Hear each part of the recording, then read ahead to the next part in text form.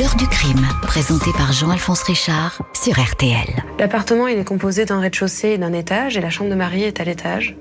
Anita va monter à l'étage, et elle va découvrir le corps de Marie, sans vie, sur son lit.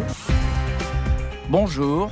Difficile de croire qu'une mère aimante puisse décider du jour au lendemain de tuer sa fille unique, en pleine santé et qui allait fêter ses 18 ans. Même les enquêteurs les plus aguerris vont avoir du mal à envisager qu'Anita Varnero soit impliquée dans un scénario aussi lugubre.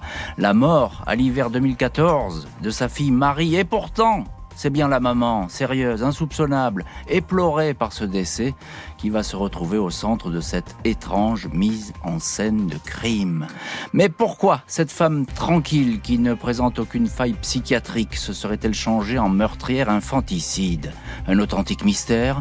La mère va toujours nier, avec constance et persuasion, le crime, au point qu'on va se mettre à douter.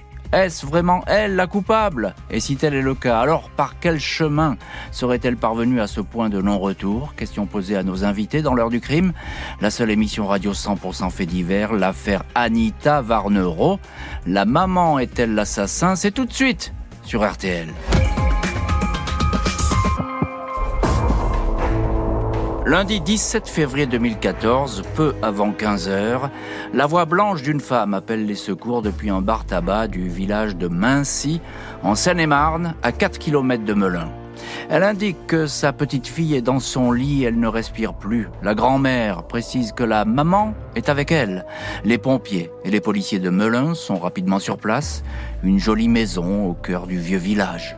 La victime, Marie Varnero, allait fêter ses 18 ans dans 3 jours. Elle gît sur le lit en petite culotte dans la chambre du premier étage. Elle a une taie d'oreiller autour de la tête et des coussins posés dessus. La maman, Anita Varnero, 50 ans, a fait la découverte avec sa propre mère.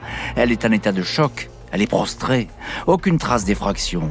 La porte d'entrée de la maison est intacte, tout comme celle de sa chambre. Des objets sont dispersés sur le sol, sur une table. Le sac à main de la jeune femme est renversé, mais rien qui ne témoigne d'une scène de violence. Le premier médecin exclut le suicide. Il note une série de petits hématomes sur les gencives, tout comme une marque suspecte sur le cou de la victime. Le parquet de Melun ouvre une enquête. La brigade criminelle de la PJ de Versailles est chargée des investigations. Mardi 18 février, lendemain de la découverte du corps, le procureur de Melun, Bruno Dalle, donne quelques résultats partiels de l'autopsie de Marie Varnero. Aucune trace de violence physique ou sexuelle n'a été relevée sur la victime. Il ajoute que la cause de la mort est un étouffement et précise que la jeune fille aurait pu être droguée. Le lendemain, les analyses toxicologiques confirment. Les experts indiquent que le corps de Marie Varnero contient une quantité très importante de zolpidem. C'est un puissant hypnotique, un somnifère qu'on délivre sur ordonnance. Plus de 10 fois la dose autorisée. Marie Varnero était plongée dans un semi-coma quand elle a été étranglée, puis en même temps étouffée avec la taie d'oreiller et les coussins. Celui ou celle qui l'a tuée a tout fait pour qu'elle n'ait aucune chance de survie. Marie, emportée par un sommeil profond, n'a pas pu se défendre, ce qui explique l'absence de toute lutte. Dans le village tranquille de Maincy, tous ceux qui connaissaient Marie Varnero, les proches, les amis, la famille, sont abasourdis par le crime. Impossible de savoir qui pouvait en vouloir à cette jeune fille pleine de vie. Elle faisait la fête avec les amis de son âge. Elle avait quitté le lycée pour préparer en solo le baccalauréat en candidate libre.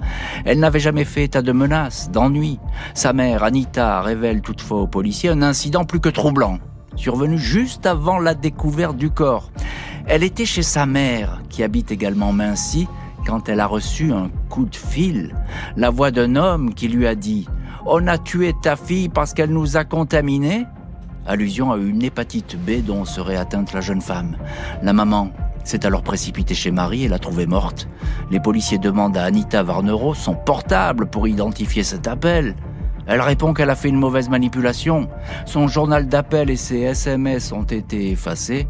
Plus aucune trace visible, donc, de ce mystérieux coup de fil. Et voilà qui est ennuyeux, parce que cet appel anonyme était évidemment des plus précieux pour les enquêteurs. Ennuyeux et troublant, parce qu'on se demande si la maman, qui n'est pas suspecte à ce moment, parce qu'elle a une attitude de très grande tristesse. Elle est brisée par la mort de sa fille, et c'est sa fille, on la comprend. Elle l'a élevée toute seule, cette mère de famille. On se demande comment elle aurait volontairement effacé le contenu de son téléphone. Pour l'instant, elle n'est pas mise en cause, la maman, mais on va voir que d'autres indices vont attirer l'attention de la police. Bonjour, maître Avi Bitton. Bonjour. Merci infiniment d'être avec nous aujourd'hui dans le studio de l'heure du crime. Vous êtes avocat au barreau de Paris et dans cette affaire, vous êtes l'avocat du papa de Marie Varnereau, papa qui a été absent pendant de très très longues années. Marie d'ailleurs ne le connaissait pas, mais on va en parler un petit peu de cette histoire familiale vraiment qui est à la fois émouvante et très importante aussi dans ce dossier. Alors, dès la découverte du corps, maître Avi Bitton, vous connaissez très bien ce dossier, le décès, il est suspect, il n'y a pas d'autre mot. Oui, effectivement, la mère Marie, la mère Anita, pardonnez-moi, qui est la première personne qui découvre le corps et qui fait appeler la police, elle dit, et là il commence déjà à y avoir des variations sur le récit, elle dit au début qu'il y avait une taie d'oreiller autour du cou de Marie, sa fille, la victime, et puis ensuite elle dira que la taie d'oreiller recouvrait sa tête. Voilà, donc déjà effectivement, il y a des premières incohérences. Les primo-intervenants, les policiers, les pompiers qui sont entendus notent qu'elle a une attitude froide, détachée, la mère. Ils ne comprennent pas. Et puis, effectivement, elle leur signale spontanément, et ça va être la clé de voûte de ce dossier, elle leur signale qu'elle a reçu un appel de l'assassin qui lui a laissé un message sur son portable. Et alors immédiatement, les premiers policiers qui sont là, qui ne sont même pas les enquêteurs de la police judiciaire, qui est le gardien de la paix de base, lui dit « Ah bah attendez, montrez-moi donnez-moi cet appel, votre portable, donnez-moi votre portable ». Et là, au lieu de lui donner immédiatement, pour faire avancer l'enquête au plus vite et retrouver le meurtrier, elle leur dit « Non, attendez, je peux pas vous le donner tout de suite, je dois passer quelques appels. » Et puis effectivement, on la voit s'occuper à appeler sa sœur, donc la tante de la victime, etc. Le temps passe, la police judiciaire arrive, et puis les collègues disent « Attendez, elle a reçu un appel sur le téléphone. » Et là, ils demandent effectivement le téléphone, et là, la mère dit « Ah j'ai fait une mauvaise manipulation, mais cette mauvaise manipulation a effacé le message lui-même, les SMS et le journal des appels, dis donc. » Et donc ça fait beaucoup, et effectivement on se pose des questions tout de suite sur cette maman. Alors vous dites elle est froide, mais à la fois elle est dans le choc. Alors on peut se poser des questions quand même, on peut se dire elle est dans le choc, elle fait un peu n'importe quoi, elle a fait une mauvaise manipulation, après tout, c'est quand même troublant, on est face à une jeune femme qui est morte, elle allait avoir 18 ans, c'est ça Marie, donc évidemment c'est très très choquant. Bonjour Jean-François Calto. Bonjour. Merci beaucoup d'être avec nous également dans l'heure du crime. Vous êtes chroniqueur judiciaire au journal La République de Seine-et-Marne. C'est un journal, je le précise, qui a suivi vraiment toute cette affaire et fait beaucoup d'articles sur ce dossier. Vous l'avez suivi évidemment, vous, Jean-François Calto, cette affaire. Alors, la maman, elle dit, on va revenir à l'appel dont nous parle maître Avi Bitton, mais la maman, elle dit que la porte était ouverte quand elle est arrivée dans la maison, c'est ça ? Sa version des faits, c'est effectivement de dire qu'elle est arrivée sur les lieux du drame et que l'appartement était ouvert, la porte était ouverte. Elle ne constate pas de traces d'effraction sur la porte, mais elle constate en revanche un désordre, dont elle dit d'ailleurs que sa fille était coutumière, mais un certain désordre, et notamment dans la chambre où la jeune fille est allongée, inanimée. Marie Varnereau, Jean-François Calto, Marie Varnereau, elle allait avoir 18 ans. Elle a plus ou moins laissé tomber ses études. C'est une jeune femme très libre. Qui est-elle, cette jeune femme ? Alors, Marie est une jeune fille dont on pourrait dire aujourd'hui, même on disait déjà à l'époque, qu'elle est un peu en rupture.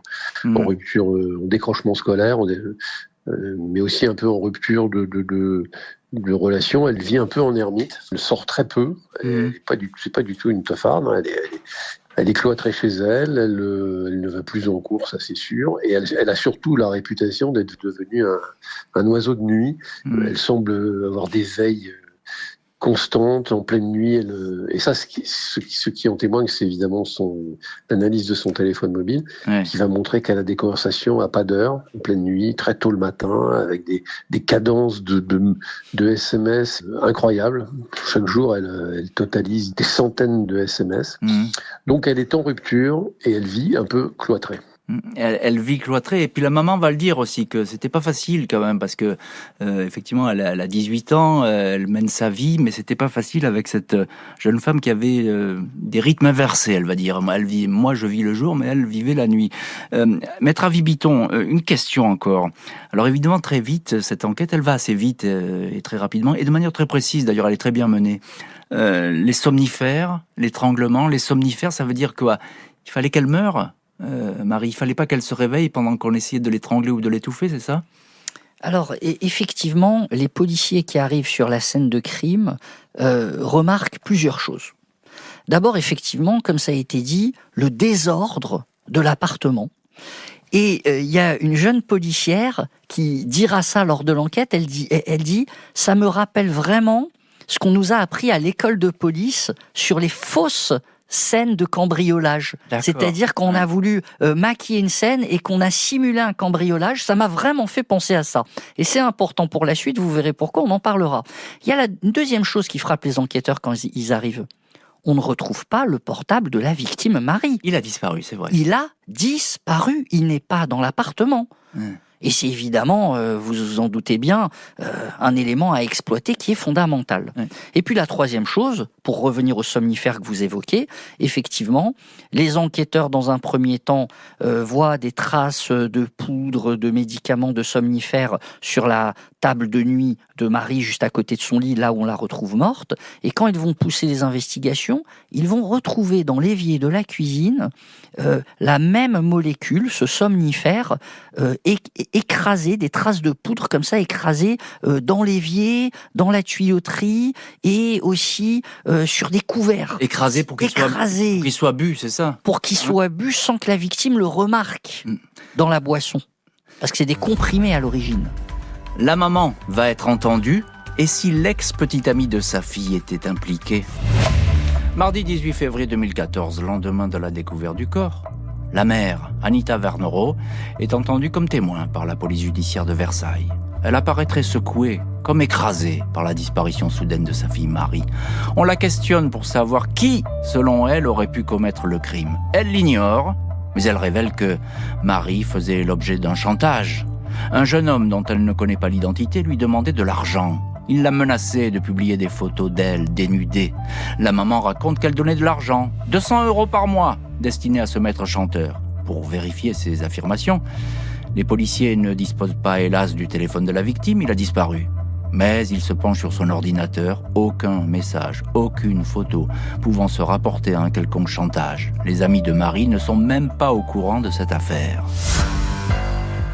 Anita Varnero livre aux policiers une deuxième piste, celle de l'ex-petite amie de sa fille, un garçon surnommé Junior. Selon la maman, ce jeune homme qui vit en Seine-Saint-Denis a mauvaise réputation. Il est inscrit au FNAEG, le fichier des empreintes génétiques, pour une banale infraction. Marie était très amoureuse de lui. Il est venu lui rendre visite quelquefois dans la maison de Mincy. Le jeune couple n'était plus ensemble. Chez la victime, on a retrouvé un caleçon qui appartient au jeune homme ainsi qu'une boîte de préservatifs. Junior est rapidement retrouvé, interrogé. Il reconnaît avoir été le petit ami de Marie. Il n'a jamais eu de problème avec elle, sauf quand elle a rompu, elle a voulu à tout prix le retenir. L'ADN de Junior n'apparaît pas sur la scène de crime, qui plus est. Le jeune homme était à des dizaines de kilomètres de Mincy au moment du meurtre. La téléphonie le confirme. Il est laissé libre. Les enquêteurs étudient le fameux appel téléphonique reçu par la maman le jour du crime. Le corbeau qui a appelé Anita Varnero pour lui annoncer que Marie était morte l'a fait depuis une cabine publique à Melun, quartier de l'Almont. Selon la maman, elle a reçu l'appel vers 14h40. Elle s'est précipitée chez sa fille. Problème ? Les experts, facturation détaillée à l'appui, s'aperçoivent que ce fameux appel a été passé en fait 3 quarts d'heure plus tôt, à 14h18. Une carte téléphonique prépayée a été utilisée dans la cabine. Les enquêteurs suivent la piste de la carte. Elle a été achetée dans un bar tabac proche de la cabine. Par chance, le commerce est équipé d'un système de vidéosurveillance en très bon état. Sur les images, on a la surprise de découvrir le visage de la cliente. C'était celui de la maman. On s'est dit, c'est pas possible, confie un enquêteur. Anita Varnero se serait en fait appelée elle-même pour faire croire à l'existence d'un meurtrier. À ce moment-là, sa fille était déjà morte devant sa mère. Elle aurait tout simplement fait semblant de recevoir ce coup de fil avec un homme qui lui disait « Ta fille est morte ». Et les enquêteurs sont effarés de voir la maman apparaître sur ces images parce qu'ils n'imaginaient pas du tout ce genre de scénario. Par chance, effectivement, et c'est pas toujours le cas dans ce commerce, dans ce bar tabac, la vidéosurveillance existe déjà et de très bonne qualité. Donc il n'y a pas de doute, c'est bien la maman qui est venue acheter cette carte téléphonique. Il va falloir l'interroger. Une mère qui tue sa fille, il faut bien savoir que ça reste rarissime. On va le voir dans la suite de l'heure du crime. Maître Avi Bitton, vous êtes avec nous dans cette heure du crime. Vous êtes avocat au barreau de Paris, vous connaissez bien la chose pénale, vous avez beaucoup de dossiers qui vont dans ce sens-là. Vous êtes avocat du papa de Marie Varnero, qui est partie civile dans cette affaire. La maman, tout de suite... Alors, il faut pas dire qu'elle n'est pas sous le choc, ça serait faux. Elle est pas du tout, elle est même assez ébranlée par toute cette histoire, mais elle donne beaucoup de scénarios qui vont se succéder. Là, c'est vrai que la police judiciaire de Versailles, ils ont l'habitude de ce genre de dossier, ils sont un peu surpris. Alors, c'est vrai qu'au début, Anita Varnero entraîne les enquêteurs sur beaucoup de pistes, et des pistes qui, a priori, pourraient être crédibles, plausibles. La victime faisait l'objet d'un chantage avec des photos intimes. Pourquoi pas ? Pourquoi pas ? C'est possible. C'est des scénarios en ce moment avec les adolescents. La victime a eu une séparation difficile avec son ancien petit ami, qui par ailleurs effectivement est connu des services de police. Donc effectivement, toutes ces pistes vont être explorées sérieusement par les policiers, et d'autant plus sérieusement qu'encore une fois, ils n'ont toujours pas le portable de la victime. Donc effectivement, comme ils n'ont pas le portable de la victime, ils ne peuvent pas évacuer ces pistes-là, il faut qu'ils les creusent, et donc ils font leur travail d'investigation très rapidement pendant les premiers jours, effectivement. Jean-François Calto, une petite question, vous êtes chroniqueur judiciaire à la République de Seine-et-Marne et vous avez suivi cette affaire. Vous confirmez ce que dit Maître Avi Bitton, les enquêteurs ont tout fouillé minutieusement ?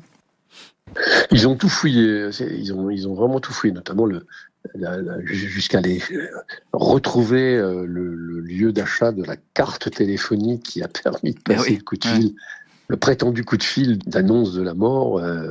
En fait, on retrouve le jour et l'heure de l'achat de la carte chez un buraliste de Melun, ce qui permet en même temps de consulter les vidéos et d'avoir la preuve que c'est bien Anita Varnero qui achète elle-même la carte téléphonique qu'elle utilisera pour passer ce coup de fil qu'elle effacera par la suite.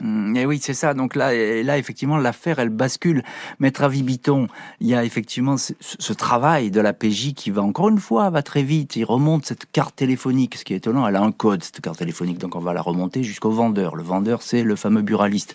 Jean-François Calto vient de nous le dire. Là, ça change tout. C'est le point de bascule du procès.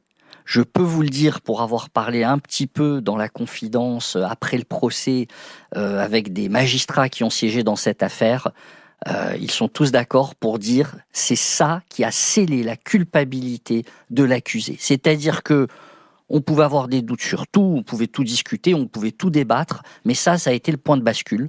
Effectivement, jusqu'à ce moment-là, les policiers trouvent le comportement d'Anita étrange, inhabituel pour la mère d'une victime.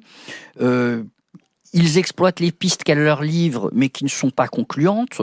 Bon, mais jusque-là, si vous voulez, ils ne la placent pas en garde à vue, ils ne la perquisitionnent pas.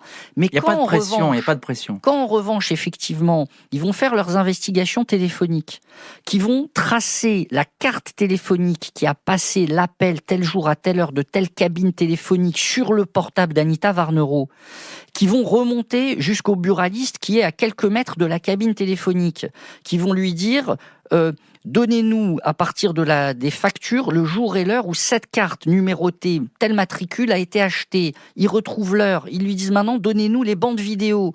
Ils visionnent les bandes vidéo et là ils tombent de leur chaise. Ah oui, oui. Ils voient Anita Varnero qui rentre, qui achète cette carte téléphonique juste avant que l'appel soit passé. Et quand ensuite ils vont continuer les investigations téléphoniques, ils vont se rendre compte que quand elle est quand cette carte est utilisée dans la cabine téléphonique pour passer l'appel sur le portable d'Anita Varnero, le portable d'Anita Varnero borne, il déclenche les bornes téléphoniques au même endroit. Ouais, donc là, si vous voulez, il n'y a plus de doute, elle s'est appelée elle-même pour faire croire que le tueur l'avait appelée pour annoncer la mort de sa fille. Alors évidemment, à ce moment-là, Maître Avibiton, et vous le racontez très bien, on va se poser énormément de questions, parce que cette mère, il va falloir l'entendre. On va voir ça dans le chapitre suivant. Jean-François Calto, justement, quels sont les rapports entre la mère et sa fille ?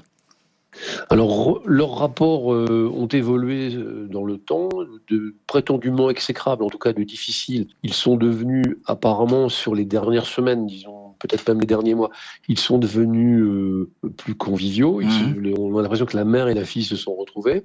Au tout départ, il est clair que la mère, Anita, supporte assez mal le décrochage scolaire de sa fille, son refus de passer son bac, et sa façon de vivre, c'est-à-dire cloîtrée, on va dire ne faisant rien que de converser sur son téléphone. Et donc la mère, elle supporte assez mal l'indolence de sa fille. Mais disons que ce sont des rapports qui, d'exécrables, sont devenus meilleurs, ce qui d'ailleurs poseront question en termes de mobile. Maître Avibiton, à supposer là, à ce stade de l'enquête que Anita Varnero ait tout imaginé, ce scénario, la carte téléphonique, le faux appel, le faux message... c'est machiavélique, il n'y a pas d'autre mot, pardonnez-moi, c'est un peu un cliché, mais on a l'impression que là, c'est... Eh bien, c'est ce qui fait la différence entre un homicide, un meurtre et un assassinat, c'est la préméditation. Et là, effectivement, on comprend au fur et à mesure du dossier qu'il y a une préméditation, que tout a été organisé. La mère va se retrouver en garde à vue. On passe là en assassinat, c'est-à-dire que le meurtre a été programmé, puisque le fait de lui faire absorber des somnifères avant de l'étrangler, ça suppose quand même une certaine construction intellectuelle du meurtre. Il y a eu de la préméditation. Jeudi 20 février 2014, 6h du matin, la police judiciaire se présente à l'appartement où vit Anita Varnero et son compagnon. La mère de Marie est aussitôt placée en garde à vue. Une perquisition permet de retrouver une boîte de zolpidem, le somnifère détecté en dose massive dans le corps de la victime. Interrogée, Anita Varnero se dit dévastée par la mort de sa fille, une enfant qu'elle aimait et avec qui elle n'avait pas de problème, dit-elle. Tout au plus était-elle inquiète de sa décision de quitter le lycée ou encore de la tendance de sa fille à vouloir un peu trop sortir. La veille du crime, elle a dormi chez son compagnon. Le matin, elle est passée chez sa fille pour y déposer quelques courses. Elle est repartie sans voir Marie, dit-elle. Elle était sans doute en train de dormir à l'étage. À propos du zolpidem découvert chez son compagnon, Anita Varnero affirme que le somnifère était destiné à son propre usage. Anita Varnero est questionnée sur sa présence dans le bar-tabac de Melun, l'achat de la carte téléphonique, l'appel pour faire croire à l'existence d'un meurtrier extérieur. Elle reste confuse. Les policiers lui disent qu'un seul ADN a été retrouvé sur le corps de Marie Varnero. Cet ADN est le sien. Aucune autre trace génétique, féminine ou masculine, n'apparaît sur la scène de crime. On lui rappelle qu'aujourd'hui même, sa fille fêterait ses 18 ans. À ses paroles, Anita Varnero semble perdre pied. Au policier qui l'interroge, elle prononce ces mots « Je suis un monstre, ouvrez la fenêtre, j'ai envie de sauter ». Mais elle se reprend aussitôt et ne va formuler aucun aveu. Maître Avibiton, vous êtes avec nous dans cette heure du crime et dans le studio de l'heure du crime, avocat au barreau de Paris, avocat du papa de Marie Varnero. Alors il y a cette perquisition, l'arrestation, et la perquisition va suivre évidemment cette garde à vue qui est très difficile. Qu'est-ce qu'elle donne cette perquisition déjà dans la maison de son compagnon ? Eh bien, c'est ça qui est intéressant, c'est qu'habituellement on s'intéresse à ce qu'on trouve lors de la perquisition. Mais là, dans ce dossier, ce qui va être révélateur, c'est ce qu'on ne trouve pas au domicile d'Anita Varnero. D'abord, les policiers, évidemment, cherchent cette fameuse carte téléphonique qui a servi à passer l'appel sur son portable pour se faire passer pour le tueur. cette carte téléphonique, et ils ne la retrouvent pas chez Anita Varnero. Quand plus tard, ils lui diront, mais elle est où cette carte ? Elle a passé un seul appel sur votre portable. Vous avez acheté, carte oui, que vous avez acheté. Elle a passé un appel sur votre portable et elle a disparu. Elle dit, j'ai dû la perdre.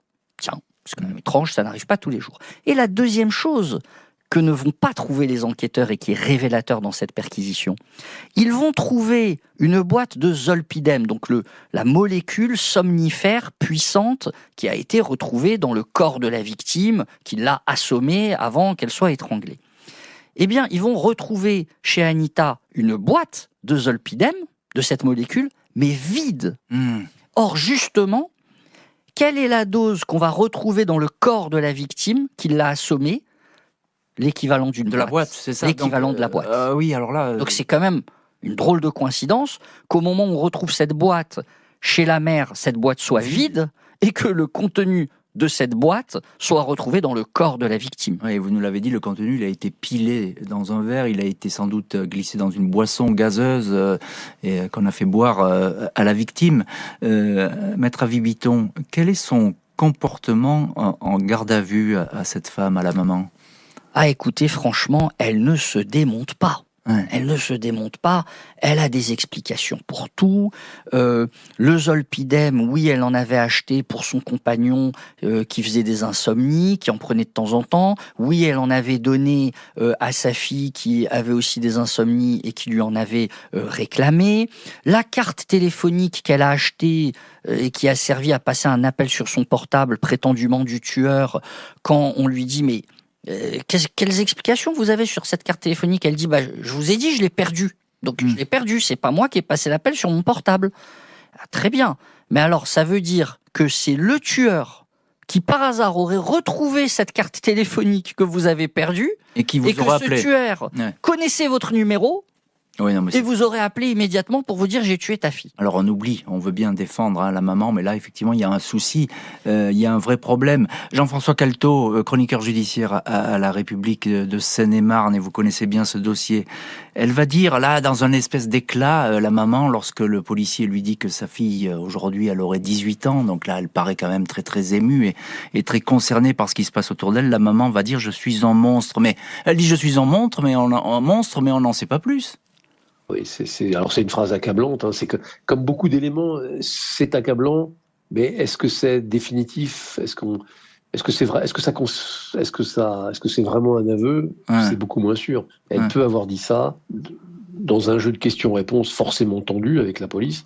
On ne sait pas à la suite de quelle déclaration elle a pu dire ça. En tout cas, ce ne sera pas considéré comme un aveu. Oui, mais il n'y en a pas d'aveu, Jean-François Caltot. Alors là, c'est absolument, effectivement, sa ligne de conduite. Elle n'avouera jamais, pas plus face aux policiers qui la pressent de questions, où elle a d'ailleurs à un moment presque une tentative d'aveu, mais on ne saura pas d'ailleurs si ce sont clairement des aveux ou bien finalement une sorte, comme il arrive parfois, de désespoir, de confession inconsidérée, on va dire. Mais elle se reprend tout de suite, et puis plus jamais elle ne laissera... Elle n'avouera, sa posture, c'est dire ce n'est pas moi qui ai tué ma fille. Et c'est ce qui rend vraiment troublant cette affaire. Maître Avis-Bitton, on a l'impression que c'est une défense, alors c'est au-delà du déni presque, on est sur le repli sur soi, une espèce de muraille comme ça. Pourtant c'est une femme qui a l'air assez frêle, assez fragile, mais c'est pas comme ça. C'est habituel. Vous savez, plus le crime est grave, plus le crime est horrible, plus il est difficile à avouer. Je le vois tous les jours dans des affaires criminelles, de crimes sur mineurs, de crimes sexuels. Plus le crime est ignoble et plus la personne socialement ne peut pas, vis-à-vis de ses proches, de ses amis, de la société, avouer un tel crime. La mère suspecte va se retrouver aux assises. Jeudi 5 janvier 2017, Anita Varnero, 53 ans. Petite femme extrêmement amaigrie, usée, cheveux gris coupés courts, pull-over informe, est devant la cour d'assises de la Seine-et-Marne, à Melun. Elle nie avoir étouffé Marie, sa fille unique qu'elle aimait, même si on lui fait remarquer qu'elle s'était éloignée d'elle pour aller s'installer chez son compagnon. Au sujet de l'accusée, l'enquêtrice de personnalité indique qu'elle n'est pas une mauvaise mère. La grand-mère de Marie ajoute à propos de sa fille: Elle n'a pas tué Marie, elle adorait sa gosse. Elle ne se supportait pas car elles ne sont pas du même siècle. Anita Varnero continue à se dire étrangère à la mort de sa fille. Un psychiatre évoque une femme toujours en état de sidération, qui ne serait pas en état de reconnaître un crime aussi horrible. L'avocat général admet qu'il existe dans ce dossier des pans obscurs des doutes, mais il porte seulement sur le mobile, la raison du passage à l'acte, et certainement pas sur le scénario du crime qui, lui, est parfaitement limpide. Maître Avi Bitton, avocat du père de Marie, partie civile, et que la jeune femme n'avait jamais rencontré, indique: c'est tout à fait humain de clamer son innocence, mais si vous acquittez Anita Varnero, alors qu'elle est coupable, ce sera une profonde injustice. Après 4 jours de procès, Anita Varnero est condamnée à 20 ans de prison. Elle ne montre aucune réaction. Et on retrouve dans cette heure du crime l'un de nos invités, c'est Jean-François Caltot, chroniqueur judiciaire à la République de Seine-et-Marne. Jean-François Caltot, vous êtes pour votre journal à ce procès. En quelques mots, quelle est l'ambiance qui règne sur ces audiences ? Il y a 2 phases. Il y a la phase où elle apparaît comme effectivement le monstre, puisque pour tout le monde, elle est la matricide, hein, c'est elle qui a tué sa fille, ce qui est effectivement, dans l'échelle des horreurs, là, ce qu'il y a de pire.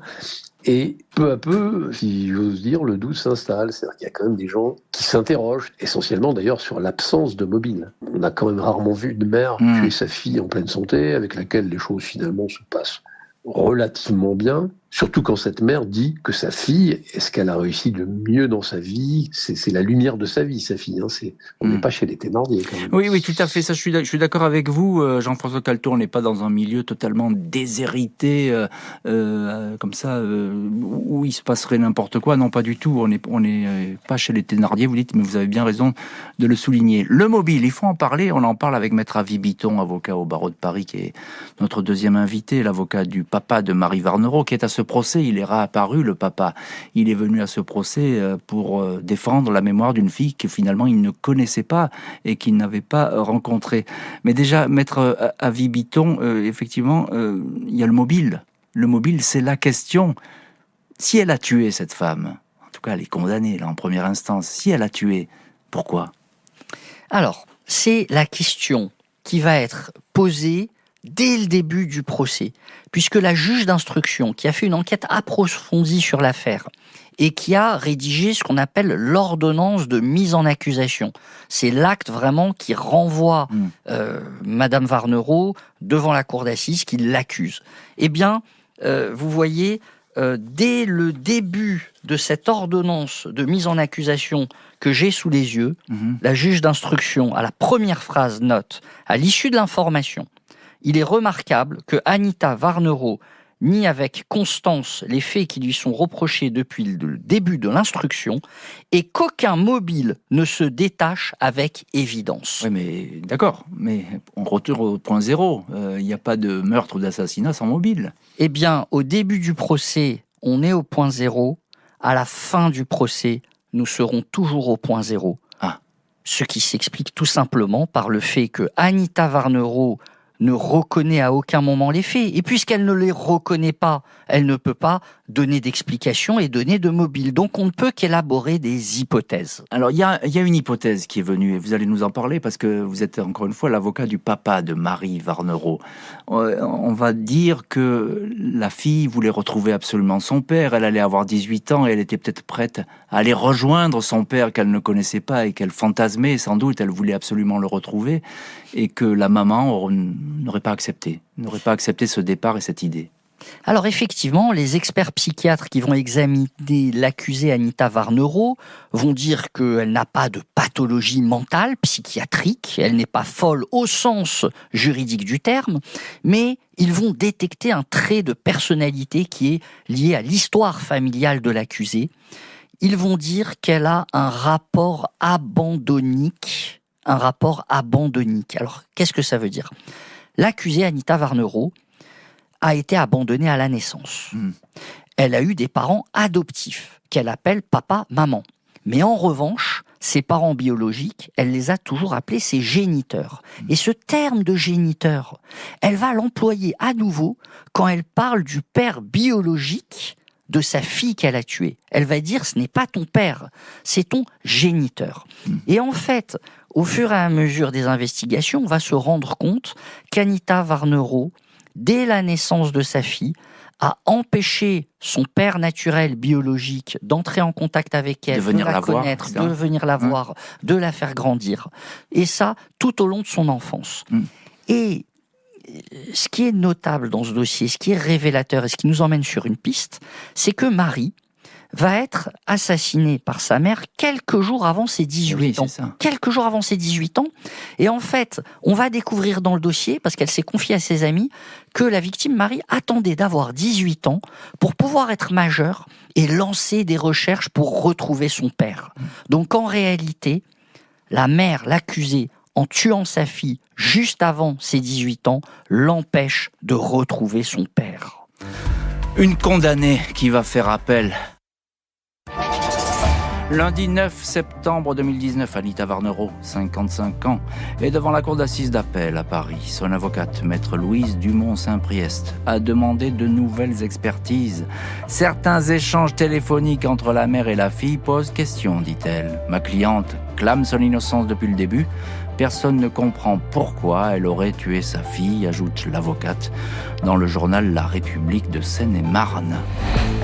Vendredi 13 septembre, Anita Varnero est à nouveau condamnée. 20 ans de prison. On a l'impression qu'il y a des certitudes alors qu'il n'y en a aucune dans ce dossier. Et on a surtout l'impression qu'il y a un climat un petit peu étrange qui tourne tout autour de ma cliente et que ma cliente apparaît peut-être plutôt comme un pion que comme un coupable. La voix de maître Quentin Dequimpe, l'avocat d'Anita Varnero lors de ce procès, c'était en 2017 sur RTL. Maître Avi Bitton, vous êtes avec nous dans cette heure du crime, vous êtes avocat au barreau de Paris, vous nous accompagnez depuis le début de cette heure du crime dans cette émission, vous êtes l'avocat du papa de Marie Varnero. On arrive en appel, et finalement c'est presque un appel pour rien, j'ai envie de dire. On a remis sur la table les mêmes questions, les mêmes interrogations, la même absence de mobile ou pas Allez-y. Je ne dirais pas tout à fait ça, il s'en est passé des choses à ce procès en appel. Si vous voulez, les avocats de la défense avaient compris que ce qui avait scellé la culpabilité de l'accusé, c'est les investigations téléphoniques. Donc, qu'est-ce qu'ils ont fait ?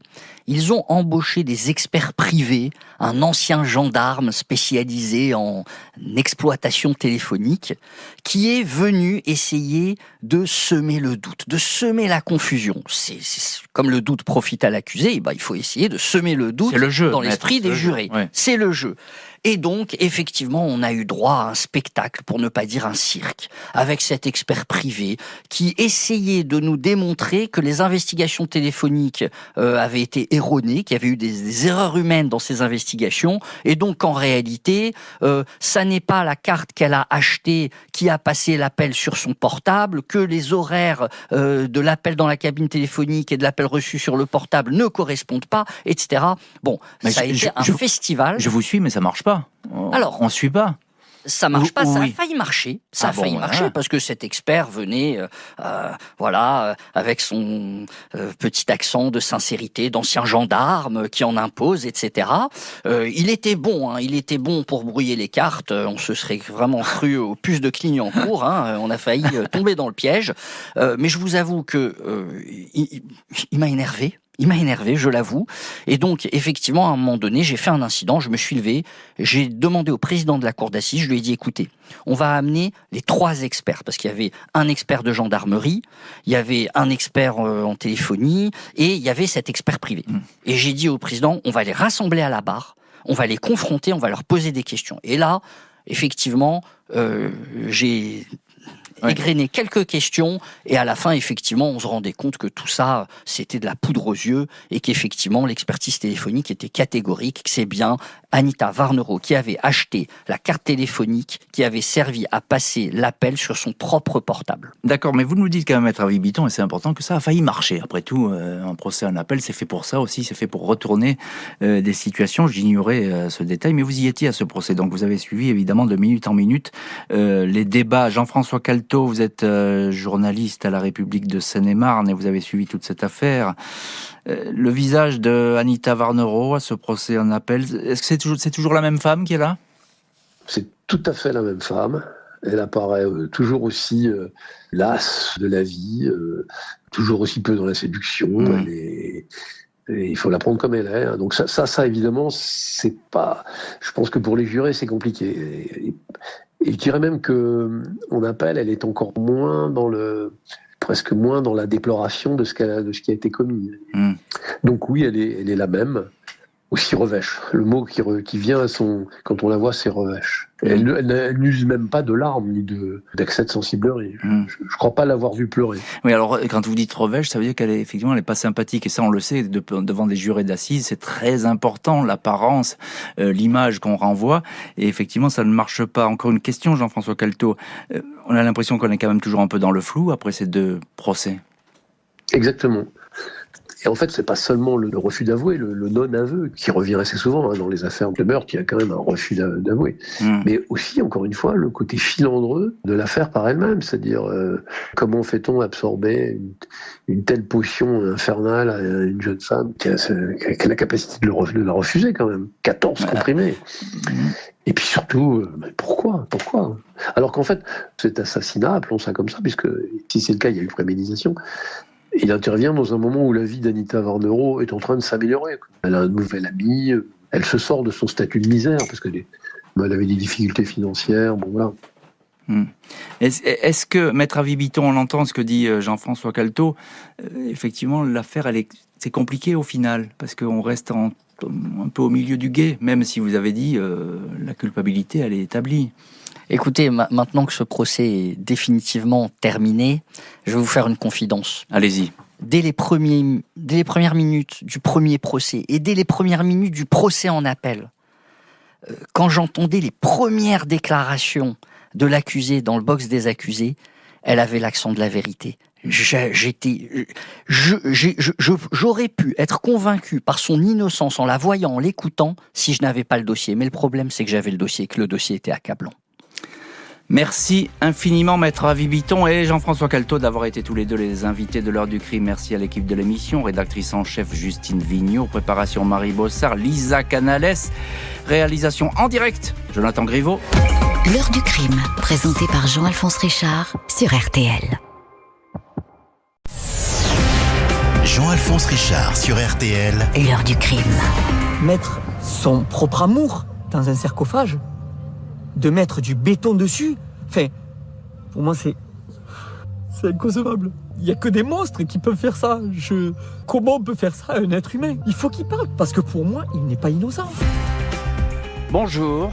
Pendant 3 mois, Aurélie Vaquier, 38 ans, a été la disparue de Bédarieux, petite ville proche de Béziers. Ses proches avaient beau la chercher partout, elle restait invisible. Difficile de croire à une fugue, à une disparition volontaire ou même à un accès de dépression, tant la jeune femme avait plein de projets et affichait un caractère bien trempé. Aurélie n'était pourtant pas très loin. Elle n'avait même jamais quitté son domicile du centre-ville. Elle reposait sous une épaisse dalle de béton, enfouée ici par son meurtrier.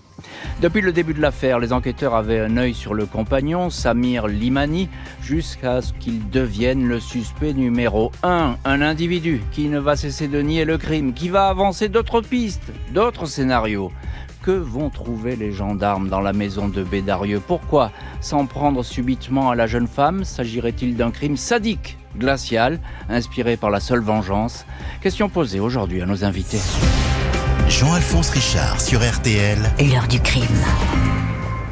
Mardi 23 février 2021, Samir Limani, 39 ans, marchand ambulant, est à la gendarmerie de Bédarieux, à une 30aine de kilomètres de Béziers. Il vient signaler la disparition de sa compagne, Aurélie Vaquier, 38 ans. Le couple est installé depuis 1 an dans une ancienne galerie d'art au centre-ville, au numéro 3 de la rue Courbezou. Ils travaillent ensemble sur les marchés où ils vendent des produits bio, des savons, des bijoux. Samir Limani indique qu'Aurélie a disparu depuis presque 1 mois. 26 jours exactement. Il situe la date au 28 janvier, dans l'après-midi, le moment où elle n'a plus répondu à ses messages. Il l'avait quittée le matin, alors qu'elle dormait encore. Il partait une dizaine de jours dans l'Ain pour y retrouver ses enfants nés d'une précédente union. Quand il est rentré, Le 6 février, il a trouvé la maison vide. Les gendarmes s'étonnent qu'il ne les ait pas alertés plus tôt. Il répond qu'il n'y avait rien d'inquiétant. Aurélie, férue d'ésotérisme, passionnée de littérature, lui avait envoyé un message. Elle disait qu'elle partait se reposer chez un ami pour faire une retraite et écrire un livre. Le compagnon explique qu'Aurélie en avait marre des travaux incessants dans leur logement. Elle m'a fait plusieurs crises. Mais c'est pas correct qu'elle ne me donne pas de nouvelles depuis tout ce temps. Elle commence à me manquer, dit-il. Les enquêteurs perquisitionnent chez le couple. Rien de suspect. Aurélie Vaquier est partie sans prendre sa voiture, ses lunettes de vue, sa carte bancaire. Elle a juste emporté son téléphone et quelques affaires. Samedi 27 février, 4 jours après le signalement de la disparition, les amis et les proches d'Aurélie Vaquier enchaînent les battues. Les berges de l'Orbe, la rivière qui traverse Bédario et un étang sont explorées, tout comme les pistes forestières, les bois environnants. Ce départ, c'est pas elle. Comment a-t-elle laissé derrière elle son chat qu'elle adorait et son ordinateur portable ? Alors qu'elle voulait s'isoler pour écrire, s'étonne l'une de ses amies. Jérémy Vaquier, frère de la disparue, dit que Samir lui a transmis le message dans lequel Aurélie dit vouloir partir à la campagne pour se recentrer sur elle-même. Message bourré de fautes d'orthographe, ce qui ne ressemble pas à sa sœur. À son amie Alicia, Aurélie avait confié être épuisée par sa vie de couple. J'ai l'impression de vivre un enfer quasi permanent. Malgré le fait que je l'aime, j'ai qu'une envie, c'est tout abandonner. Lundi 1er mars, le procureur de Béziers ouvre une information judiciaire pour enlèvement, séquestration. Un ancien compagnon d'Aurélie Vaquier est entendu, tout comme un garçon qui lui avait prêté de l'argent. 1 mois plus tard, Samir Limani est réentendu. À propos de la tension régnant dans son couple, il évoque des engueulades non transcendantes. Au sujet des fautes d'orthographe inhabituelles, relevées dans l'ultime message d'Aurélie, il indique que le texte a sans doute été rédigé sur l'ordinateur dont le clavier est défectueux. L'étude des déplacements du compagnon dans la période de la disparition ne donne rien de suspect. Il était le plus souvent chez lui. Au Midi Libre, Limani confie « Je suis dépité, fatigué, inquiet. Il faut vraiment qu'on la trouve ».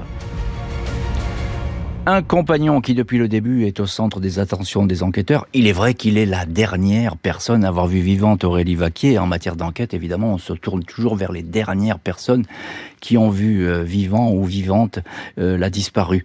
On va voir à quoi ressemble effectivement la suite de cette enquête, avec d'étranges bruits de chantier et de terrassement dans cet appartement du centre-ville. On va voir ça dans la suite de l'heure du crime.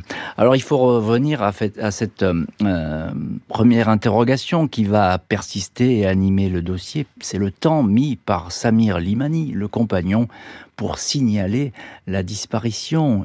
Plus de 25 jours. Bonjour Yannick Philippona. Bonjour. Merci infiniment d'être avec nous aujourd'hui au téléphone de l'heure du crime. Vous êtes journaliste au Midi Libre, spécialiste des affaires criminelles. Et dans le Midi Libre, évidemment, vous avez révélé beaucoup d'informations sur cette affaire que vous connaissez parfaitement. Alors c'est vrai que, Yannick Philippona, les gendarmes y tiquent au début parce qu'ils se disent elle a disparu depuis plus d'1 mois et c'est seulement maintenant que le compagnon vient déclarer cette disparition. C'est vrai que c'est étonnant. Alors à la fois ils se disent elle avait un profil un peu ésotérique, pas marginal, mais c'est vrai qu'ils s'étaient pas inquiétés dans un premier temps, mais au bout de 3 semaines, 1 mois, ils prennent la disparition très au sérieux, d'autant plus qu'il y a les contradictions de Limani. On comprend pas pourquoi le compagnon met autant de temps. Quand bien même il y a eu les vacances scolaires entre-temps, bien sûr. Quand bien même elle aurait voulu partir écrire un livre, soi-disant, mais ça colle pas dès le départ et effectivement il y a suspicion. Alors il y a suspicion dès le départ. Yannick Philippona, c'est un jeune couple qui n'attire pas vraiment l'attention. Ils se sont jamais fait remarquer, Limani et Aurélie Vaquier.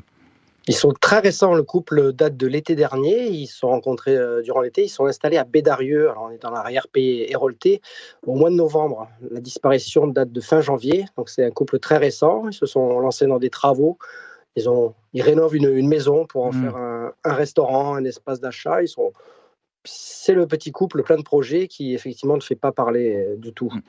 Samir Limani, il n'est pas très présent lors des recherches, des battues. Ça, on va le remarquer. Mais après tout, ça ne veut pas dire grand-chose, Yannick Philippona.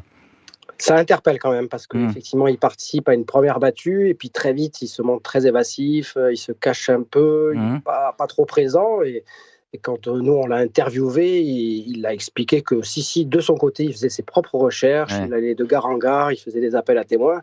Mais sur le terrain où il y a les proches, notamment le frère d'Aurélie et les amis très proches, tout le monde s'active à faire des battues tous les dimanches, à ratisser les entourages. Et son absence est remarqué. Et oui, c'est ça. Et pourtant, il dit qu'il la cherche et qu'il veut être partout. On a lu vos interviews dans le Midi Libre de ce suspect, entre guillemets. Bonjour, maître Félix Allary. Bonjour. Merci infiniment d'être avec nous, d'être aujourd'hui dans le studio de l'heure du crime. Vous êtes avocat au barreau de Montpellier, ancien policier. Vous étiez chef de la brigade criminelle à Montpellier. Et vous êtes dans cette affaire l'avocat avec maître Jean-Charles Tessèdre, votre confrère de la famille d'Aurélie Vaquier. Alors, il y a ce dernier message d'Aurélie Vaquier qui attire l'attention. Qu'est-ce qu'elle dit déjà ? Elle dit « j'en ai marre, je veux partir, je pars en une retraite », c'est ça ?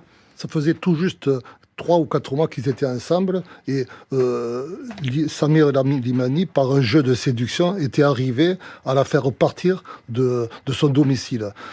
Aurélie, c'était quelqu'un qui est toujours resté autour de 7 ans. Elle n'avait jamais quitté sa famille ni ses amis. Elle avait beaucoup de copines. Et lui, il est arrivé à la faire partir de... Elle était amoureuse. Elle était follement amoureuse. Donc pour lui, elle est partie à Bédarieux. Bédarieux, c'est pas très loin de 7, mais il faut quand même 1h30 pour y aller, 1h30 pour revenir.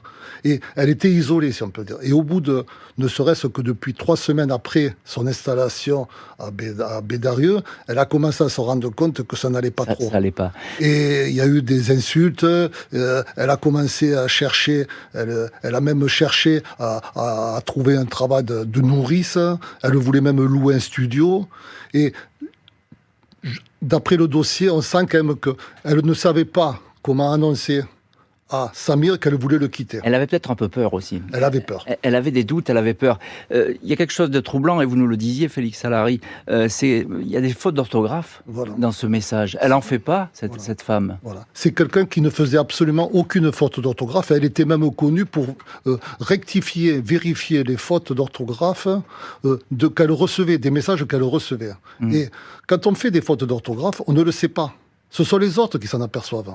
Ouais. C'est ce qui a trahi Samir Limani. S'il n'y avait pas eu ces messages, Aurélie lui avait donné le meilleur alibi possible pour justifier son départ. Vu que Aurélie avait envoyé le 25 janvier un message à sa meilleure copine en lui disant « Tu sais, je m'en vais, je vais aller voir un pote ». Ouais, c'est ça. Et donc, il y avait... Oui, alors... Voilà. Et c'était pour elle, d'après l'étude que j'ai fait du dossier, c'était sa façon à elle de dire à Limani « Je m'en vais ». Bien sûr. Et le départ était dans une certaine logique, évidemment. Et si la jeune femme n'avait tout simplement jamais quitté sa maison ? Dimanche 28 mars 2021, les proches d'Aurélie organisent une marche blanche à Bédarieux. En ce jour, la jeune femme devait fêter ses 39 ans, mais elle reste introuvable. Son frère, Jérémy, est formel. Elle n'a pas pu partir d'elle-même. Il faut laisser travailler les gendarmes. Gendarmes, alors intrigués par les témoignages de voisins du couple Aurélie Vaquier, Samir Limani. Ils disent avoir entendu des bruits sourds dans le domicile au mois de janvier. Le locataire avait demandé l'autorisation de faire des travaux. Une femme venue le voir à l'improviste indique l'avoir surpris en train de faire du plâtre. Il était pressé qu'elle parte. Il a ensuite baissé le volet roulant de la baie vitrée. Mercredi 7 avril, presque 3 mois après la disparition d'Aurélie Vaquier, les gendarmes sont de retour au 3 de la rue Courbezou, équipés d'un géoradar qui permet de lire à travers le béton. Une estrade qui jouxte la cuisine attire l'attention. Un sondage est effectué avec une perceuse. Une substance rougeâtre qui pourrait être du sang colore la mèche de l'outil. Les chiens spécialisés marquent l'arrêt devant les forages. Ils aboient. La dalle est cassée. Une jambe et une main apparaissent. Samir Limani, qui assiste à la perquisition, est prié de s'approcher. Il s'exclame « C'est quoi ça ? Ça pue !» L'odeur est pestilentielle. Un corps de femme en tenue d'intérieur et en chaussons, enveloppé d'une bâche bleue, est extrait. Il s'agit bien d'Aurélie Vaquier, immédiatement identifiée par ses tatouages et ses piercings. Le légiste ne détecte aucune trace de coup, mais Aurélie a subi une forte pression sur la bouche et le nez. Elle est morte étouffée.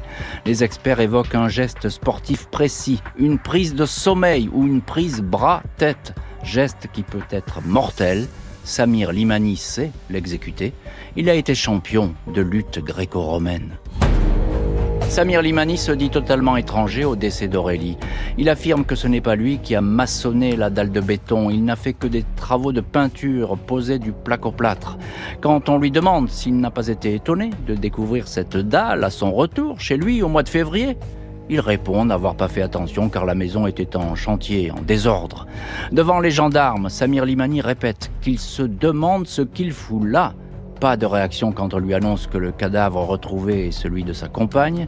On est en train de me faire un sale coup. En tout cas, il a bien gagné. J'ai tout perdu, dit-il.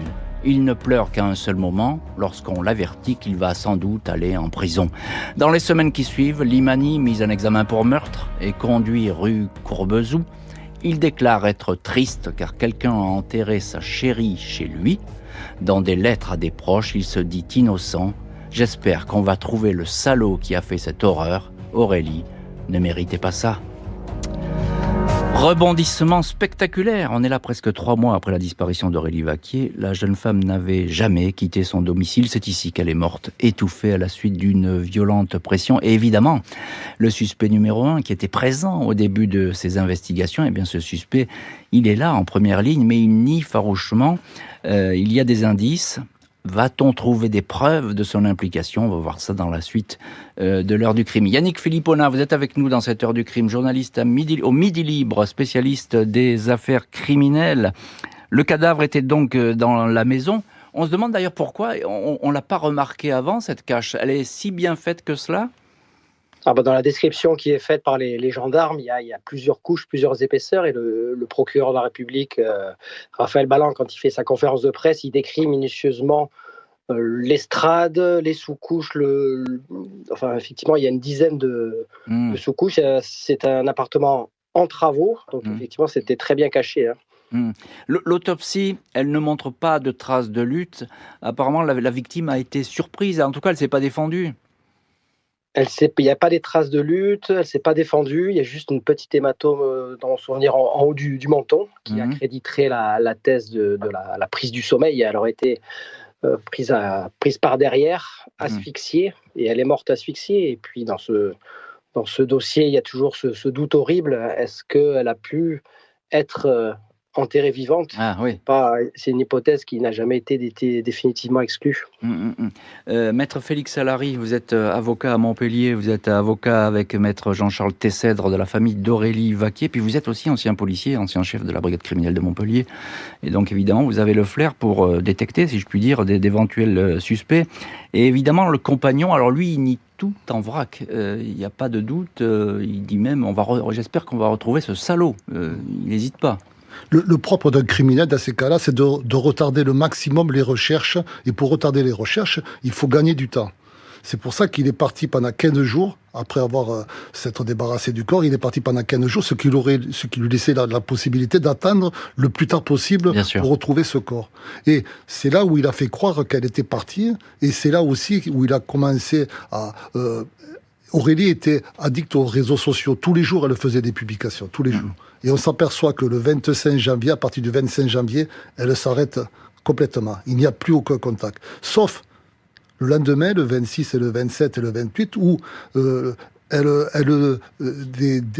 y a des posts qui sont envoyés, mais ce sont des posts qu'elle avait déjà programmés, qu'elle avait déjà envoyés 1 ou 2 mois auparavant. Des envois automatiques, finalement. Et elle avait l'habitude, quand elle envoyait un post, de faire un commentaire en dessous. Là, il n'y avait pas de commentaire. C'est ce qui a attiré l'attention de la famille et de ses amis. Et lui, encore une fois, Maître Alary, juste un mot là-dessus, il est incroyable parce que, en garde à vue, il dit moi j'ai rien fait du tout. Devant les juges, c'est pareil. Non, il attend pratiquement qu'on lui sorte les preuves parce que pour lui, il considère qu'il n'y a pas de preuves. Dans la mesure où personne ne l'a vu en train de la tuer, c'est pour lui, ça tiendra pas à la cour d'assises. Il compte là-dessus et il s'adapte en fonction de ce que leur révèlent les enquêteurs au niveau de la téléphonie, au niveau de double des clés. Il n'y avait pas l'appartement n'avait pas été fracturé pendant son absence. Oui, c'est ça. On pouvait éliminer l'arrivée de quelqu'un d'autre. Qui plus est, elle a été retrouvée avec des vêtements de la nuit. C'est ça. Elle était en tenue d'intérieur. Voilà. Elle n'est jamais sortie de son domicile. Yannick Philippona, journaliste au Midi Libre, le frère d'Aurélie, Kevin, il a été appelé tout de suite à la maison. Alors c'est dramatique parce qu'on lui dit que sans doute sa sœur est là, sous une chape de béton.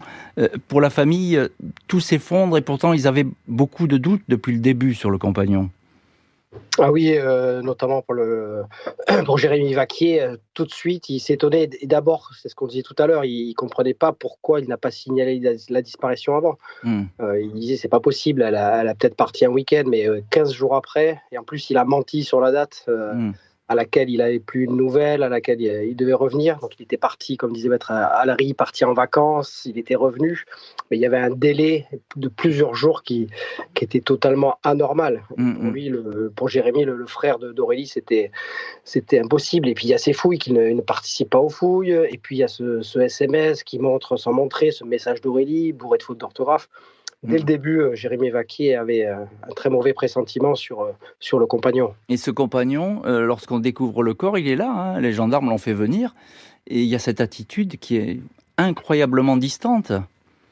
Oui, de ce qu'on en dit les enquêteurs, les gendarmes, il est très froid, et puis il a cette phrase c'est quoi, ça pue, c'est vraiment ça a résonné d'autant plus durement aux assises quand on a rappelé cette phrase horrible. C'est quand même sa compagne qu'on découvre, elle est enveloppée dans une bâche, dans un sarcophage de béton, elle a encore ses chaussons aux pieds. C'est de respect total pour le défunte. Et ça va être interprété comme une parole des plus cyniques. Le suspect va s'enfermer dans ses dénégations. D'autres surprises vont survenir.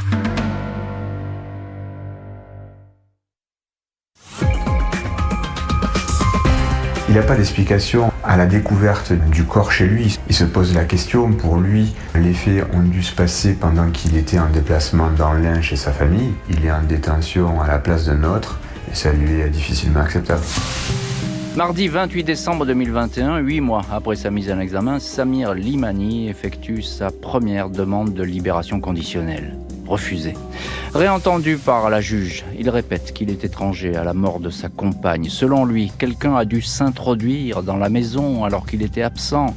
Il décrit Aurélie comme complotiste, sectaire. Selon lui, beaucoup de personnes lui voulaient du mal, y compris des membres de sa famille avec lesquels elle était en conflit. Pour le reste, il a du mal à comprendre ce qui s'est passé. Il s'étonne qu'Aurélie, qui d'après lui avait le sang chaud, ne se soit pas défendue. Le fait que son propre ADN soit relevé sur la bâche qui a servi à emballer le corps ne le surprend pas. Il se servait de ce type de bâche pour ses travaux. Il demande en revanche à la juge de vérifier un ADN masculin retrouvé sur ce plastique. Mais cette empreinte génétique comparée au FNAEG reste inconnue. Cet ADN pourrait être celui d'une personne qui a manipulé la bâche en usine ou en magasin. Vendredi 9 septembre 2022, le journal Midi Libre révèle que le téléphone portable d'Aurélie Vaquier ainsi que son chéquier ont été retrouvés derrière une plaque de plaque-au-plâtre dans la maison du crime. C'est le nouveau propriétaire de la demeure qui a fait cette découverte. Samir Limani avait indiqué que les seuls travaux qu'il avait effectués étaient la pose de telles plaques. Jérémy Vaquier, frère d'Aurélie, n'a aucun doute sur l'implication du suspect. Il n'a cessé de mentir, de fuir les questions qui dérangeaient son scénario, dit-il. Le frère parle de féminicide. Ces individus qui font du mal aux femmes et détruisent les familles doivent être exclus de la société et durement punis. Et dans cette heure du crime, on retrouve Maître Félix Allery, avocat à Montpellier, avocat avec Maître Jean-Charles Tessèdre de la famille d'Aurélie Vaquier. Maître Allery, il y a cette révélation du journal Le Midi Libre qui explique qu'on a retrouvé finalement le chéquier, le téléphone portable d'Aurélie Vaquier, mais on les retrouve à nouveau dans la maison, derrière une plaque de plaque-au-plâtre. Qu'est-ce qu'il faut en penser de cette découverte ? Elle accable le compagnon ou pas ? C'est-à-dire, la question qu'on se pose, c'est pourquoi avoir caché le téléphone et le chéquier derrière une plaque de plaque-au-plâtre dans l'appartement, qui a été rendu à la famille, au propriétaire, et le propriétaire a vendu l'appartement. En fait, cette découverte, c'est Limani qui a caché ça. Pourquoi ? Parce que ça fait partie de son plan. N'oublions pas que d'entrée, dès le début, il a dit qu'elle était partie, qu'Aurélie était partie pour faire une retraite ou chez un pote ou comme ça. Donc, si toutefois on n'avait pas retrouvé le corps, la pression médiatique aurait baissé. Et il pouvait très bien, au mois de juin, juillet, août, 3 ou 4 mois après, prendre le téléphone, le chéquier, aller dans une autre région de France, vu qu'il avait accès à tous les mots de passe. Aurélie, qui était follement amoureuse de lui avait donné tous ses mots de passe. Il avait accès de partout, au site Facebook, à tous les réseaux sociaux. Il aurait très bien pu aller ailleurs, activer le Facebook, et comme ça, les gendarmes qui, eux, surveillaient le téléphone, auraient dû dire, ah ben ça y est, elle est encore vivante, vu qu'elle a activé son Facebook, mettons, d'une région de France. Alors là, je vous suis totalement, et c'est très machiavélique. Oui. Il y avait quelque chose de pensé, de résolu dans cette démarche. Ce qui l'enrage depuis le début, c'est qu'il a commis ses fautes d'orthographe. S'il n'avait pas commis ses fautes d'orthographe, ça pouvait passer. Vu qu'elle avait annoncé qu'elle allait partir. Bien sûr. Yannick Philippona, vous êtes avec nous dans cette heure du crime, journaliste au Midi Libre, spécialiste des affaires criminelles. Dans ce journal, c'est vous qui aviez révélé cette découverte dans la maison du crime. C'est compliqué pour Samir Slimani de certifier que quelqu'un est entré dans la maison. Alors on était en pleine période de Covid, je crois, sous couvre-feu, mais personne n'y croit à cette version. Personne n'y croit, c'est un peu la seule branche à laquelle il peut se raccrocher en évoquant l'hypothèse d'un tiers. Mais il y a un souci parmi d'autres, c'est la question du jeu de clés. Parce qu'il n'y a que 2 jeux de clés identifiés, et cette personne, quand à la découverte du corps, la maison était fermée, donc il ne pouvait pas y avoir, la personne n'a pas pu rentrer dans l'appartement. Donc c'est un des facteurs aussi où il a eu beaucoup de mal à s'expliquer, inventant tout d'un coup qu'un 3e jeu de clés avait été réalisé. Il faut savoir que c'est des clés très spéciales, et les serruriers, les magasins spécialisés ont été entendus par les gendarmes de la section de recherche, et aucune trace d'un 3e jeu de clés. Donc pour lui, cette hypothèse est compliquée. Et puis surtout, les gendarmes ont recherché. Aurélie Vaquier n'avait aucun ennemi. Personne ne pouvait lui en vouloir. Donc ça tient absolument pas du tout ce scénario d'une personne. Pourquoi aller chez Aurélie Vaquier, la tuer et puis l'enterrer chez elle, qui plus est avec le matériel de maçonnerie de Limani. Ça fait beaucoup. Effectivement, ça fait beaucoup, exactement. Et puis un petit mot, Yannick Philippona, c'est l'ADN inconnu sur cette bâche. Mais effectivement, là, la justice n'y croit pas. Il y a des vérifications qui vont être faites. Il y a des vérifications par rapport aux fichiers, mais c'est sûr que c'est un peu là encore la seule petite branche à laquelle s'est accrochée la défense de Limani pour dire, mais regardez, il y a un ADN, mais c'est sûr que cette bâche... elle a dû passer de main en main, et c'est presque logique qu'il y ait des ADN extérieurs qui correspondaient à personne de connu. Maître Félix Allary, il y a quelque chose de dérangeant pour la famille, et c'est le portrait que ce compagnon dresse d'Aurélie Vaquier. Qui dit c'est une espèce de mythomane, elle est complotiste, etc. Aurélie Vaquier n'était absolument pas complotiste. Elle était végane, elle était anti-vaccin. On a tous dans nos connaissances des gens comme Aurélie, des gens qui vous rendent responsable qu'à l'autre bout du monde, des enfants meurent de faim ou que des familles se noient. Elle voulait un monde meilleur. C'est une jeune femme qui voulait un monde meilleur, et il n'y avait que ça qui l'intéressait. Mais elle n'était absolument pas complotiste. Le compagnon n'en démord pas, il n'a rien fait, mais il va être jugé. Mardi 9 janvier 2024, Samir Limani, 41 ans, apparaît devant la cour d'assises de l'Hérault, à Montpellier. Pull au vert noir, cheveux très courts, il s'adresse poliment à la cour, on projette des photos de la découverte du corps dans le coffrage en béton. L'ancien compagnon verse quelques larmes. On voit la victime en chaussons, coquette comme elle est. Elle ne serait jamais sortie dans la rue en pantoufles, dit-il. Maître Mathieu Montfort, l'un de ses avocats, assure que son client ne joue pas la comédie. Il le présente comme bouleversé au moment de revoir les photos du corps de son amour. L'accusé martèle qu'il est innocent. On lui demande pourquoi il n'a pas remarqué la dalle de béton. Il y avait plein de gravats, répond-il. Pourquoi encore il n'a pas noté la moindre odeur? Rien du tout, assure-t-il. L'accusé s'insurge. J'y suis pour rien. Ils l'ont tué, enterré chez nous. Il faudrait que j'invente une histoire. Vous aimeriez que ce soit moi, mais c'est pas moi. Vous êtes dingue. En parlant du meurtrier, il conclut. J'espère qu'il prendra beaucoup.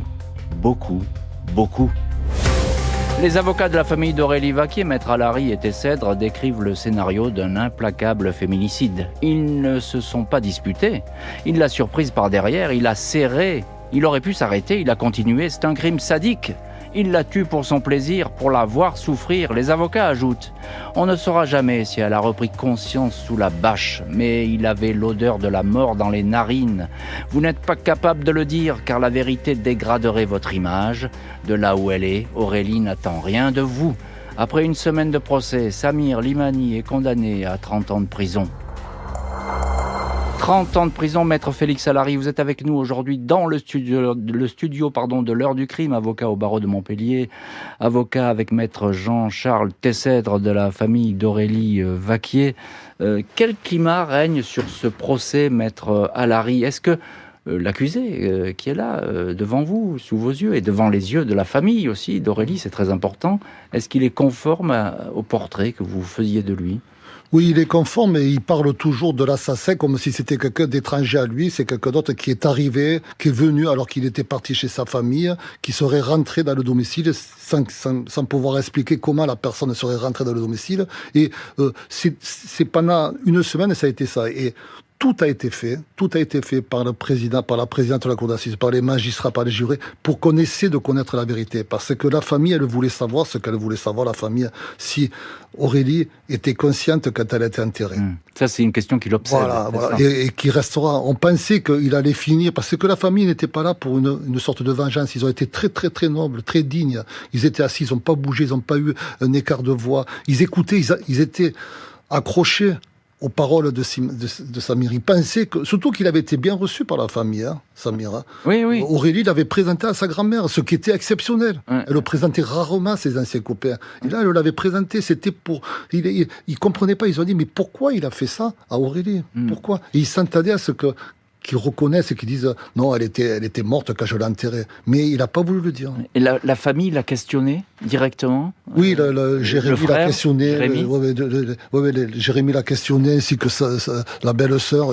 On a essayé, tout le monde a essayé, mais il s'en est tenu, il ne voulait pas. S'il reconnaissait, il reconnaissait la mort atroce qu'il lui a donnée. C'est ça. Et ça, il allait jusqu'au bout. Il fallait qu'il aille jusqu'au bout de son raisonnement. Oui, c'est ça. Et ça, manifestement, il ne pouvait pas le faire. Yannick Philippona, journaliste au Midi Libre, spécialiste des affaires criminelles, vous étiez évidemment à ce rendez-vous judiciaire et vous avez suivi toute l'enquête pour votre journal. On a l'impression qu'il a réponse à tout lors de ce procès, Limani. Alors, il a réponse à tout, il s'adapte à chaque réponse. Le problème qui est flagrant dès le début, c'est que ces versions sont évolutives. Donc, à chaque fois, il va trouver une explication, mais c'est de moins en moins crédible. Déjà qu'il y avait énormément de charges contre lui, et puis quand il est un peu coincé, il s'énerve. Il se met à lui-même à être un peu complotiste, à dire que tout le monde lui en veut, que cette fameuse troisième personne a vraiment tué Aurélie, que le juge a mal fait son travail, qu'il faut recommencer l'enquête. Il a un peu une attitude désespérée, très théâtrale, mais qui ne dupe personne lors de ces 5 jours d'audience. Et justement, cette enquête, vous la connaissez parfaitement, Yannick Philippona. Je cite le chef d'enquête au procès. Il va déclarer « Il ne peut exister aucune autre piste crédible que celle qui conduit à monsieur Limani ». Est-ce que toutes les pistes ont été suivies, Yannick Philippona ? Effectivement, toutes les pistes ont été suivies et écartées. Ils ont refermé les portes une à une, que ce soit déjà la disparition volontaire, qu'elle puisse se réfugier dans une communauté, qu'elle n'avait pas d'ennemis, personne ne lui en voulait. C'était une femme qui avait commencé à vendre des pierres précieuses sur le marché. Elle défendait la planète, les animaux. C'était quelqu'un qui n'avait fait de mal à personne.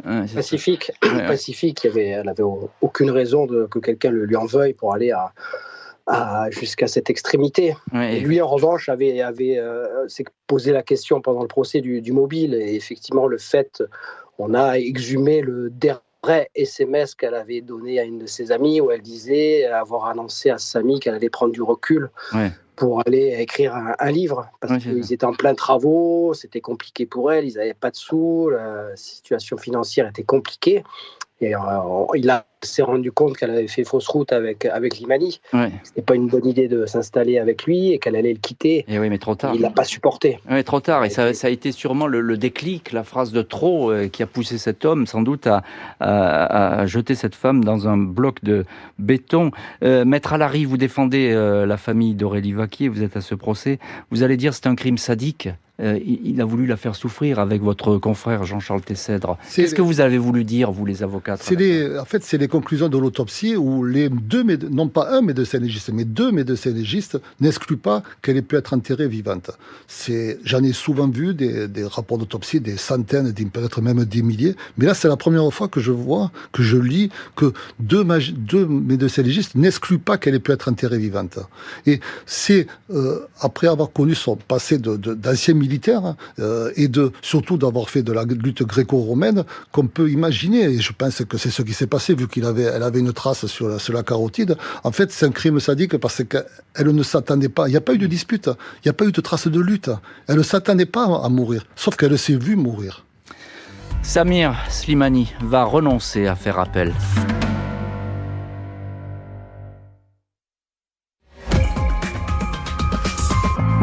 Samir Slimani annonce qu'il ne fera pas appel de sa condamnation qui va donc devenir définitive. C'est un soulagement pour la famille. S'il accepte une peine de 30 ans, c'est qu'il sait que les faits sont établis et que tout son machiavélisme a été démonté non seulement par les enquêteurs mais aussi lors du procès, déclare maître Félix Allary, avocat de la famille au Figaro. Quelques jours avant de mourir, Aurélie Vaquier avait visionné des vidéos consacrées au fonctionnement des pervers narcissiques. Elle voulait partir. Elle n'en a pas eu le temps. Est-ce que vous pensez que la sentence est correcte? Et quoi, la sentence est correcte? J'ai appris quoi de plus, moi, dans ce procès? Est-ce que j'ai appris le pourquoi du comment? C'est des questions qui me hantera toute ma vie. Qu'est-ce qui s'est passé? Personne va me le dire. Personne. Le cri, non pas de désespoir, mais le cri d'interrogation de Jérémy Vaquier qui témoignait dans l'émission Chronique criminelle qui a été diffusée en juin 2024. Maître Félix Allary, vous êtes avec nous dans le studio de l'heure du crime, avocat à Montpellier, avocat avec Maître Jean-Charles Tessèdre de la famille d'Aurélie Vaquier. Évidemment, ce dossier, vous le connaissez par cœur, vous avez suivi cette famille dans leurs peines et dans leurs doutes. Aujourd'hui, le deuil est fait pour cette famille ou bien la blessure, elle reste encore béante parce qu'ils n'ont pas réponse peut-être à toutes les questions? Non, la seule réponse qu'ils n'ont pas eue, c'est est-ce qu'elle était vivante lorsqu'elle a été enterrée? C'est la seule question et qui se poseront jusqu'à la fin. C'est la question la plus cruelle, d'ailleurs. La question la plus cruelle. Et on espère que peut-être un jour, avec le temps, il va écrire à la famille. C'est ce que je souhaite. Ça lui permettrait aussi un peu de tourner la page pour sa réinsertion, parce que même le jour où il finira par sortir de prison, mais dans la mesure où il n'a pas reconnu, il n'a pas, ça va être très difficile pour lui. Il a tout intérêt à faire. Faire un pas. Ah oui, tout à fait. Oui, ça, et c'est ce que vous pouvez d'ailleurs faire passer le message. Effectivement, ça serait une bonne chose pour cette famille d'avoir un signe, même s'ils n'ont pas la vérité, et pas sûr qu'il l'ait un jour. Vous avez craint que Samir Slimani fasse appel dans ce procès? Je pense qu'il aurait été condamné à la même peine, mais ça aurait été un nouveau procès avec les nouveaux arguments, les nouvelles preuves. Elle a fait les preuves qui auraient été redites, mais ça aurait pas apporté plus. Si ce n'est que, une fois de plus, la famille aurait espéré que peut-être à l'issue du deuxième procès, il allait enfin dire ce qui s'était passé. Non pas pour comprendre, parce qu'on peut pas comprendre un tel meurtre, mais savoir comment ça s'était déroulé, si on peut dire. Bien sûr. Yannick Philippona, vous êtes avec nous au téléphone de l'heure du crime, vous êtes journaliste au Midi Libre, spécialiste des affaires criminelles, et vous connaissez parfaitement ce dossier. Alors, il n'a pas été jugé pour assassinat, Slimani, il a été jugé pour meurtre, donc la préméditation n'était pas retenue. Est-ce que, selon vous, il avait préparé ce geste, ou bien c'est quelque chose qui a été fait un petit peu dans la précipitation?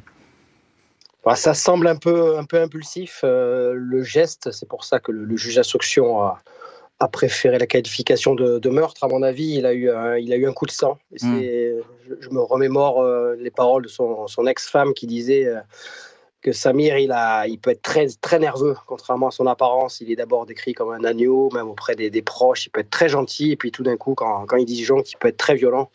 Et on a l'impression qu'il était dans les travaux à Bédarieux et que tout d'un coup, Aurélie lui a dit qu'elle allait prendre un peu l'air et qu'il n'a pas supporté. Il n'a pas supporté. Et là, son côté obscur a ressurgi, il l'a tuée et puis il s'est débarrassé d'elle en creusant une dalle dans leur maison. C'est assez extraordinaire.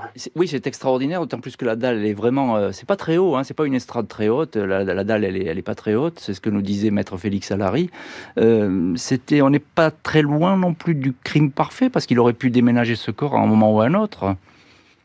Il aurait pu effectivement déménager le corps, il aurait pu accréditer le fait qu'elle puisse partir en retraite spirituelle, ce qui était une de ses hypothèses. Et effectivement, s'il n'y a pas ce premier message avec des grossières fautes d'orthographe, il aurait pu être passé pas loin du crime parfait. Après, il y avait beaucoup de choses aussi, la grand-mère qui n'est pas avertie, le chat qui est laissé, le chéquier. Bien sûr. La carte bleue, il va quand même se servir de la carte bleue dans les jours qui suivent la disparition. Et puis, il y a ce côté aussi détestable de lui, il va se mettre à fréquenter des sites de rencontres pendant la disparition. Enfin, il y a tout un... Oui, il y a un contexte. Qui fait que ça fait quand même... c'est pas le machiavélisme totalement assumé. Maître Félix Allary, je termine cette émission avec vous. Aurélie, c'était une femme sous emprise, c'est ça ? Oui. Sauf qu'elle était quand même, comme elle était intelligente, elle a compris qu'il fallait qu'elle parte. Et son souci, c'était de savoir comment faire comprendre à Samir qu'elle voulait le quitter définitivement. Ouais. Et le jour où elle a voulu reprendre sa liberté, elle a perdu la vie. C'est ça. Et effectivement, elle a été... alors, on ne saura jamais. Les dernières minutes d'Aurélie, on ne les connaît pas aujourd'hui, Maître Allary. Elle a dû souffrir quand même. Merci beaucoup, Maître Félix Allary et Yannick Philippona d'avoir été aujourd'hui les invités de l'heure du crime. Merci à l'équipe de l'émission, rédactrice en chef Justine Vignot, préparation Marie Bossard, Lisa Canales, réalisation en direct de Nicolas Godet. Jean-Alphonse Richard sur RTL. L'heure du crime.